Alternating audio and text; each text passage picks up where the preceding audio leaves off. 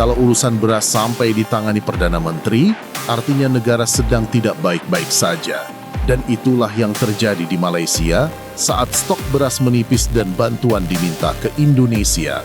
Di saat dunia sibuk membahas perang senjata, Asia Tenggara diam-diam memasuki fase darurat pangan. Ini bukan gosip, bukan sensasi, dan bukan drama media. Dan jika ada yang mengira ini hanya masalah Malaysia, anggapan itu keliru besar. Presiden Prabowo Subianto mengumumkan bahwa Indonesia resmi mencapai swasembada beras per 31 Desember 2025. Indonesia mencetak sejarah baru di sektor pangan nasional. Dengan mengucap Bismillahirrohmanirrohim, Presiden Republik Indonesia mengumumkan bahwa swasembada pangan telah tercapai pada tahun 2025 bagi seluruh bangsa Indonesia. Di saat yang sama, muncul satu fenomena yang mengkhawatirkan, yakni krisis ketahanan pangan, khususnya beras. Presiden Prabowo baru saja bertemu dengan Wakil Perdana Menteri Malaysia. Menariknya, pertemuan ini berbarengan dengan kabar bahwa Malaysia meminta pasokan beras. Malaysia bahkan meminta negara pemasok utama beras di ASEAN agar memprioritaskan ekspor ke sesama anggota, menyusul krisis beras yang melanda sejumlah negara, termasuk Malaysia sendiri. Situasinya terasa ngeri. Malaysia seolah berada di posisi terdesak setelah sebelumnya negaranya dikenal menjual aset dan membuka pasar besar-besaran ke Amerika Serikat. Kini mereka harus meminta beras ke Indonesia. Ironisnya, Indonesia justru mampu mencukupi kebutuhan pangan dalam negeri tanpa mengimpor hingga 9 komoditas strategis. Di Malaysia, muncul kekhawatiran serius. Rakyat mulai bersuara. Apakah negara ingin melihat warganya jatuh karena kelaparan? Perdana Menteri Malaysia, Datuk Seri Anwar Ibrahim, menyadari krisis ini. Ia memahami bahwa negaranya kekurangan beras. Petani semakin menua dan generasi muda enggan turun ke sawah. Solusi yang diambil terbilang ekstrem. Pemerintah menginstruksikan rakyat untuk menanam padi di halaman rumah masing-masing. Sebuah langkah darurat di tengah menyusutnya lahan, membengkaknya impor, dan jutaan ton beras yang terus masuk ke Malaysia setiap tahun. Sementara itu, Indonesia kembali menegaskan status swasembada beras. Presiden Prabowo menyampaikannya dalam retret kabinet dan taklimat awal tahun 2026. Per 31 Desember 2025 pukul 24.00, Indonesia telah mencapai swasembada beras dengan cadangan pemerintah melampaui 3 juta ton. Kontrasnya jelas, beras di Malaysia nyaris habis, pemerintah panik, dan Perdana Menteri turun langsung. Mari bicara jujur tanpa basa-basi diplomatik. Jika Perdana Menteri sudah turun tangan mengurus beras, itu berarti situasinya tidak normal. Ini bukan soal harga naik sedikit, bukan drama spekulan, dan bukan isu musiman. Ini alarm negara. Beras di Malaysia, seperti di Indonesia, bukan sekadar makanan pokok. Ia adalah urat nadi stabilitas sosial. Ketika beras bermasalah, antrean muncul, harga melonjak, subsidi jebol, dan kepercayaan publik mulai runtuh. Saat Perdana Menteri secara terbuka mengakui adanya masalah pasokan, pesan tersiratnya jelas. Situasi sudah serius dan berada di level nasional. Biasanya negara akan berusaha menutup masalah dengan istilah halus, gangguan distribusi, penyesuaian pasokan, atau ketidakseimbangan sementara. Namun kali ini berbeda. Instruksi darurat keluar, menteri dipanggil, dan narasi krisis tak bisa lagi disembunyikan. Puncaknya, Malaysia meminta beras ke Indonesia. Ini bukan transaksi dagang biasa. Jika hanya urusan pasar, tender, dan kontrak sudah cukup. Tapi ini permintaan politis yang syarat makna.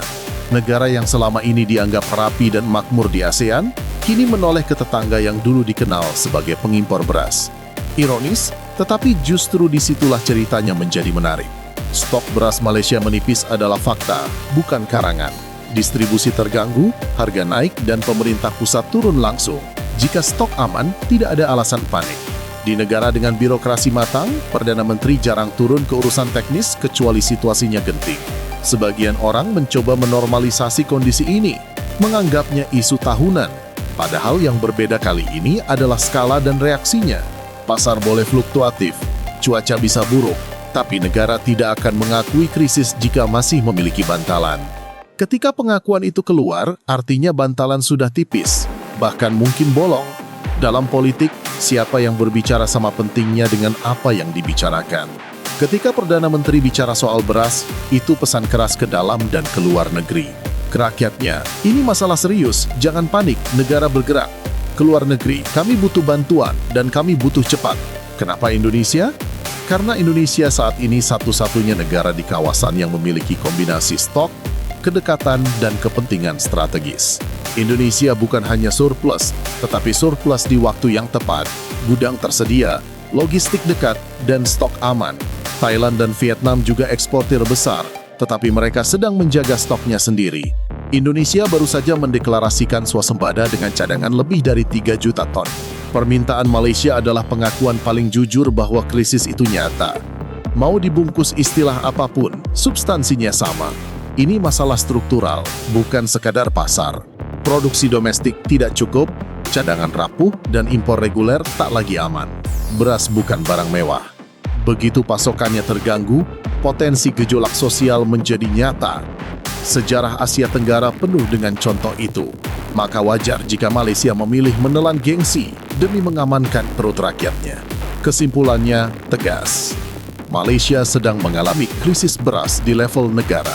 Bukan musiman, bukan gangguan sementara, melainkan akumulasi masalah lama yang meledak bersamaan dengan iklim ekstrim dan pasar global yang kacau. Dan ini baru permulaan. Jika negara sekelas Malaysia bisa goyah, pertanyaan besarnya sederhana. Siapa berikutnya? Ancaman terbesar Asia Tenggara hari ini bukan suara ledakan, tapi kelaparan. Perang bisa ditunda, kelaparan tidak. Dunia sibuk membahas konflik global, padahal di kawasan ini ada ancaman senyap yang jauh lebih mematikan. Krisis pangan tidak viral, tidak dramatis, tetapi menghancurkan dari dalam. Beras adalah komoditas kecil yang menentukan nasib negara. Ia penentu stabilitas sosial dan legitimasi politik. Naikkan harga BBM, negara masih bisa menahan. Tapi naikkan harga beras, itu bermain api. Malaysia hari ini adalah contoh rapuhnya sistem regional. Ekonominya kuat, infrastrukturnya rapi, tetapi rasa aman palsu membuat ketahanan pangan diabaikan. ASEAN selama ini sibuk deklarasi, tetapi pangan selalu jadi anak tiri. Dan kini sejarah berbalik. Dulu Indonesia mengetuk pintu impor. Sekarang Malaysia yang meminta. Ini bukan kebetulan. Ini hasil arah kebijakan yang berbeda. Indonesia memperlakukan pangan sebagai isu strategis. Malaysia terlalu lama menyerahkannya ke pasar. Indonesia kini berada di posisi penentu. Bukan untuk jumawa, tetapi sebagai pengingat. Pangan adalah kekuatan. Dan Asia Tenggara sedang diuji secara diam-diam. Malaysia hanyalah bab pertama. Indonesia kini duduk di kursi penting.